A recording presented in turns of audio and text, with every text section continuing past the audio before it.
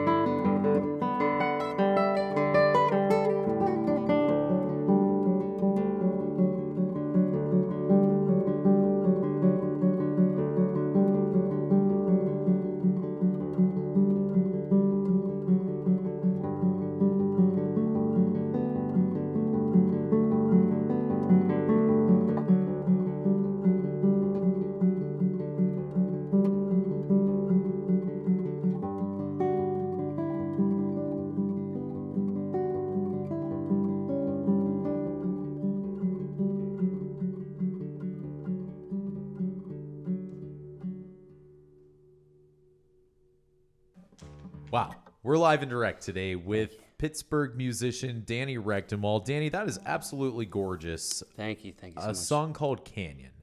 What's it mean to you? So I wrote it. I visited the Grand Canyon like right as COVID was. Things were opening up after COVID, and it absolutely literally took my breath away. Like I don't know. Have you ever been there? I haven't. Oh man. So I was actually nervous about how I would react to seeing it because the guy I was with, he said one guy I know fainted, and I was like, oh my God, I don't want to faint. So as I was walking up, I was like, wow, this is amazing. And I think I was on the south rim, and you could only see the top as you're approaching. And then as I got to the edge, it goes down a mile. And I was like, that was what literally took my breath away. I was like, wow. And then I actually cried a little bit. And I was like, this is definitely the most beautiful thing I've ever seen in my life. So actually that song, I started writing it.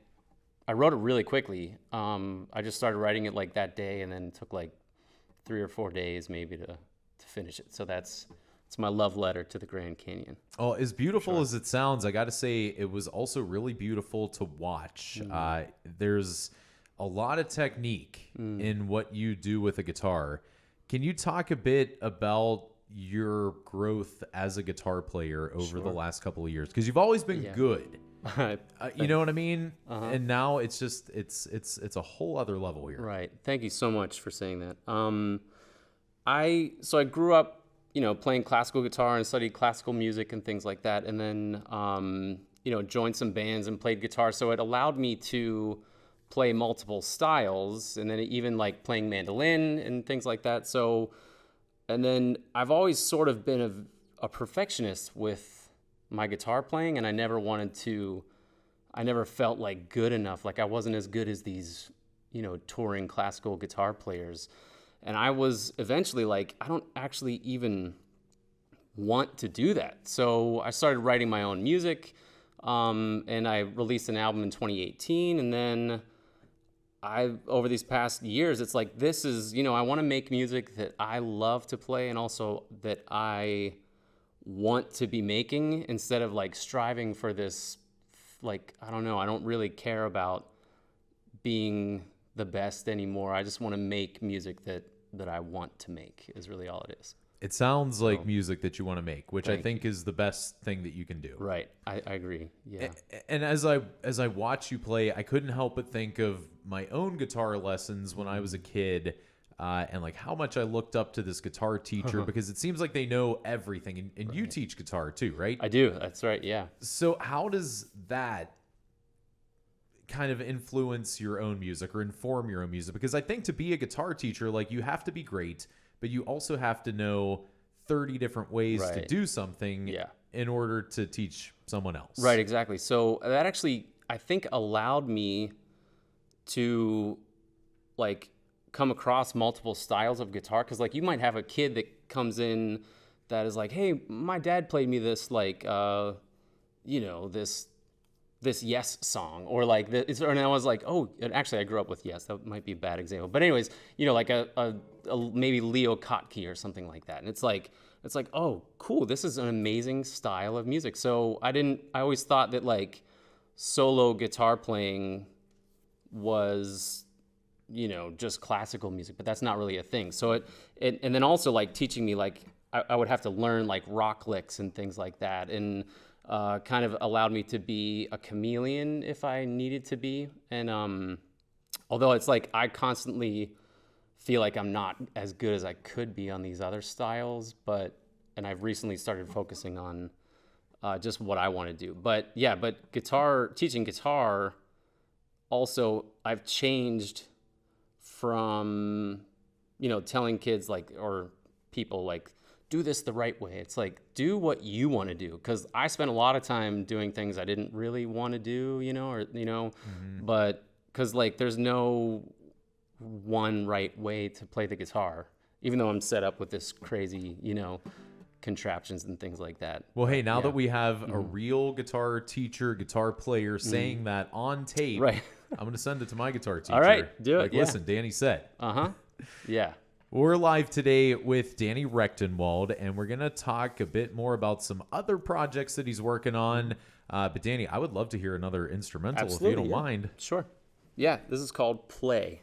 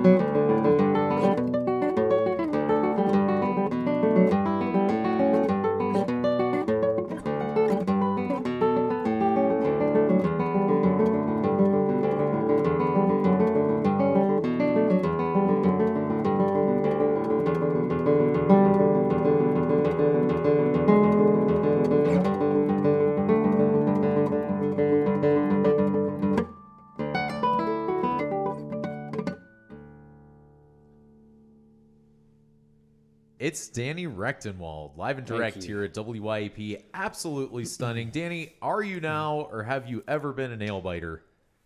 Absolutely, yeah. So I but only on my left hand. Okay, so I bite right. the nails on my left hand, but not my right hand. You Yeah. got to keep them long. That's right. Yeah, and it's been since I was like 12 years old, so I'm used to having long fingernails, which is a strange thing to explain to people. Are they insured?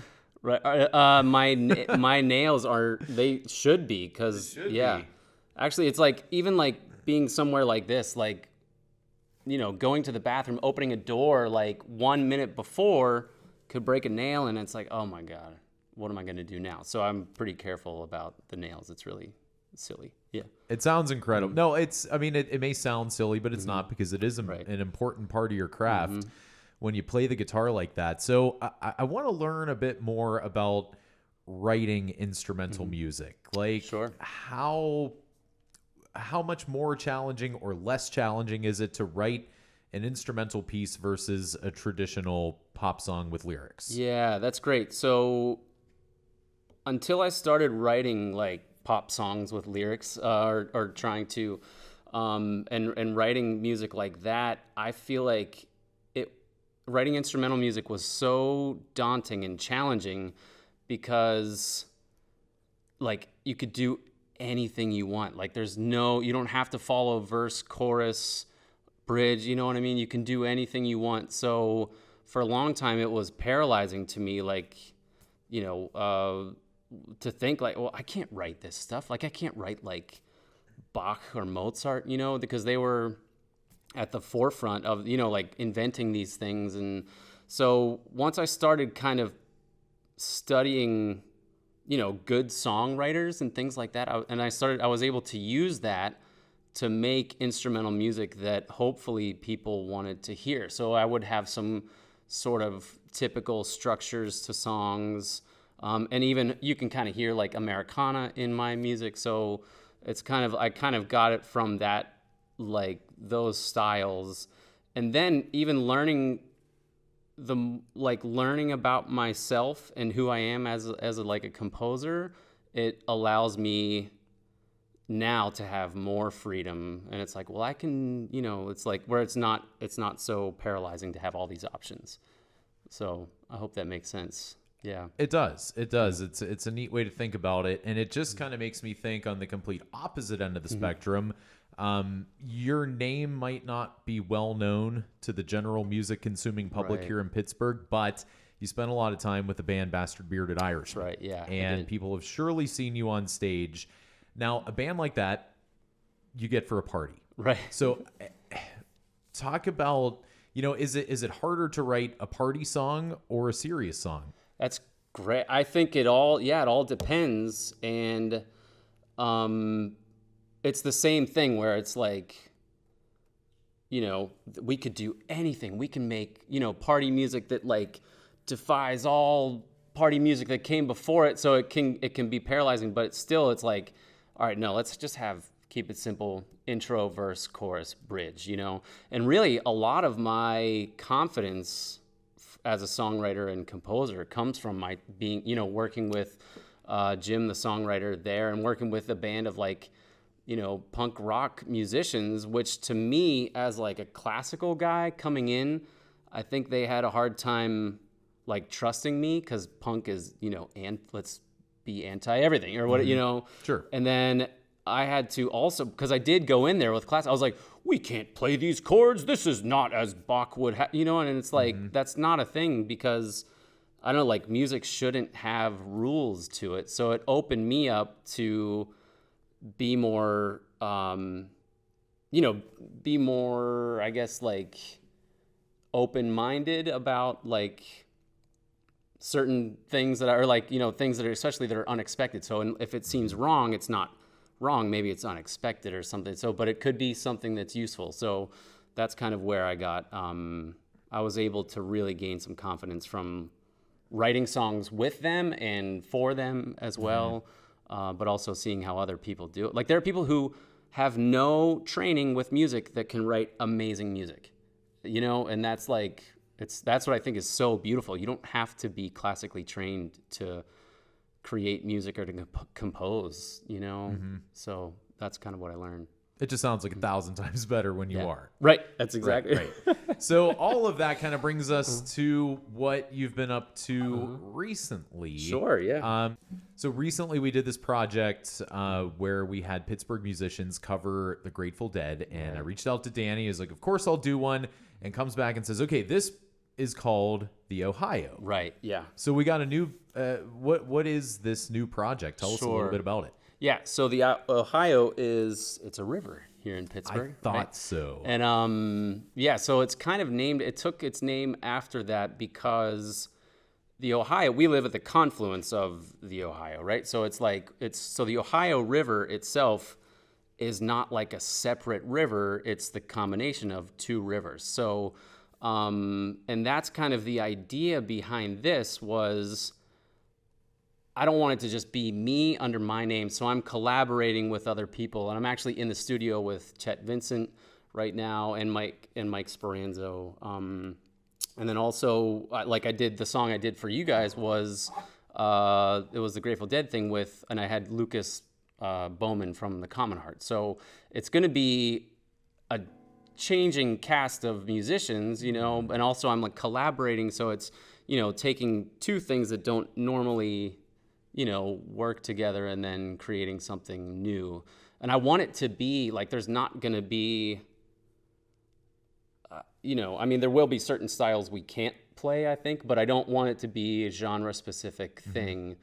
You know, and so it's kind of, it took its inspiration from, you know, the Ohio River, but also just wanting to be, you know, what really it's going to be whatever I want it to be. So I think it's a good fit for you. I mean, you're definitely somebody that sees the value in a lot of different things, gets excited about a lot of different things. So to have this opportunity to flex different muscles, appreciate that. I think is going to be good for everybody. Yeah. So you want to play something Sure. from the Ohio for us? And I'm using a capo that might shock some classical guitar players.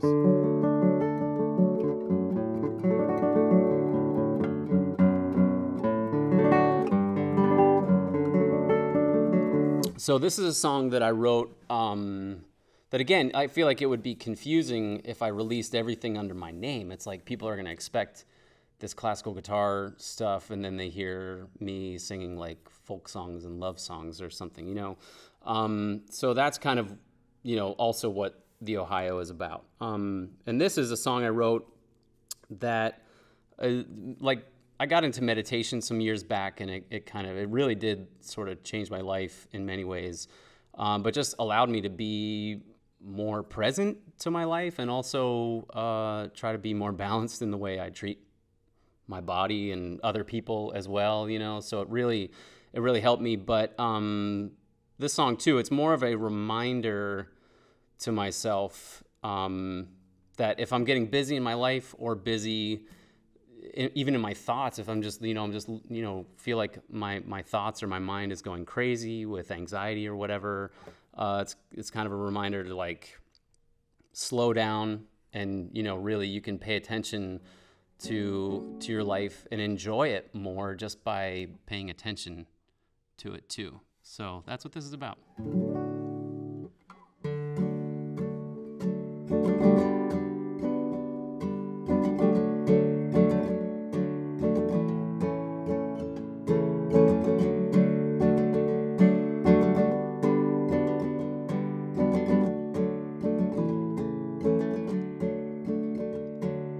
Sitting by my window, rocking in my chair, watching all the leaves dancing everywhere. Nowhere to go and no one to be. I'll just sit here being me.